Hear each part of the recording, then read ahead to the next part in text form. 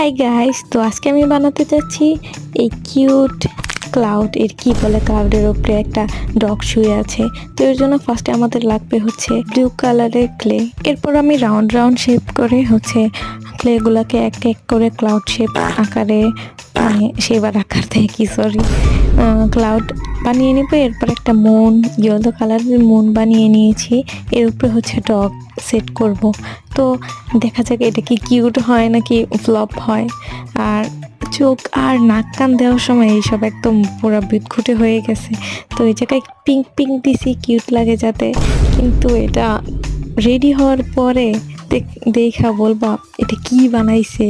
তো এখানে আমার ক্লে আর্ট রেডি, দেখা বলবা কমেন্ট সেকশনে কেমন হয়েছে। আমার রিয়াকশন তো জাস্ট দেখার মতো। তো যাই হোক, এখন আমি আমার বিড়ালের কাছে জিজ্ঞাসা করবো আমার ক্লে আর্ট কেমন হয়েছে। ও ক্লে আর্ট দেখে টেবিলের নিচে লুকাইছে।